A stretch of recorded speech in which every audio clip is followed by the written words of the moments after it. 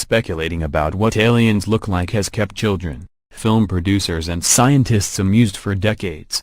If they exist, will extraterrestrials turn out to look similar to us, or might they take a form beyond our wildest imaginings? The answer to this question really depends on how we think evolution works at the deepest level. Hollywood has given us its fair share of humanoid aliens over the years. Initially this was through necessity, as special effects required someone to clamber into a rubber suit. Ironically, now that CGI makes anything possible, aliens sometimes look even more human in order to help the cinemagoer make an emotional connection with them, such as in James Cameron's Avatar. At present, the only life forms we can study are here on Earth. These had a single origin around 3.5 billion years ago, but this common ancestor gave rise to perhaps 20 meters living species of animals alone. These have bodies organized according to about 30 different body plans in major groups called phyla. But when animals first diversified some 542 meters or more years ago in the Cambrian explosion, there may have been an even greater diversity of fundamental body plans.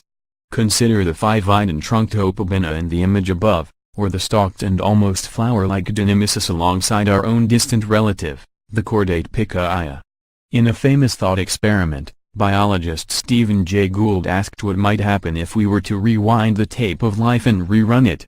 Gould argued for the importance of chance in evolution. Change one small thing early on, and the consequences magnify through time. In the version of history we know, Picaia or something very like it survived and ultimately gave rise to fishes, amphibians, reptiles, mammals and ultimately ourselves. But what if it had perished?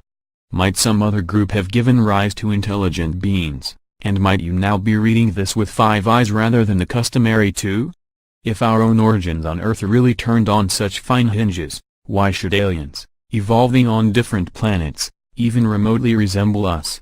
The answer, according to evolutionary biologist Simon Conway Morris, lies in the phenomenon of evolutionary convergence, the process by which distantly related animals come to closely resemble each other.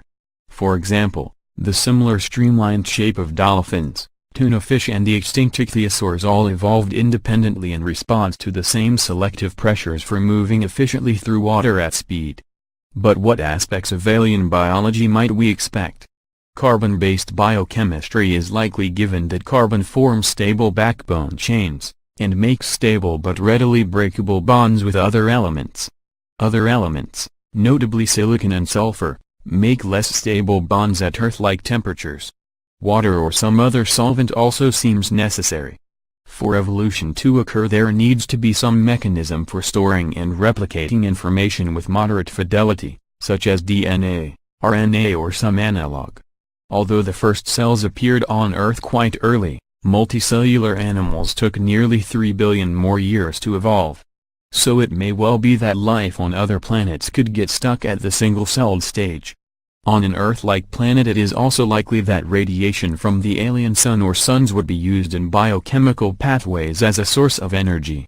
For moderately large multicellular primary producers, harnessing light efficiently probably necessitates a light-gathering system of leaves and branches. Similar shapes and habits have evolved convergently on Earth, so we might expect plants with broadly familiar forms on Earth-like planets. With few exceptions, animals either eat the primary producers or each other, and there are only so many ways of doing this. Pursuing food often necessitates moving with the mouth first, so the animal has a head and tail end. Teeth and probably jaws evolved to hold and tackle food items. Moving against a hard surface requires specialized structures at the interface, so that there is a back and front side. Typically, this also imparts bilateral symmetry. Indeed, most animals belong to a supergroup called the bilateria. But what about the large-brained and intelligent creatures that might be capable of crossing interstellar distances? Insects are by far the most species-rich group on Earth. Why shouldn't aliens look more like them? Unfortunately, having her skeleton on the outside makes growth difficult, and entails periodic shedding and regrowth. On Earth-like planets, all but relatively small terrestrial animals with external skeletons would collapse under their own weight during molting, and some critical size may be necessary for suitably complex brains. Relatively large brains, some degree of tool use and problem-solving abilities appear to be correlated on Earth, and have evolved multiple times, in apes, whales, dolphins, dogs, parrots, crows and octopuses.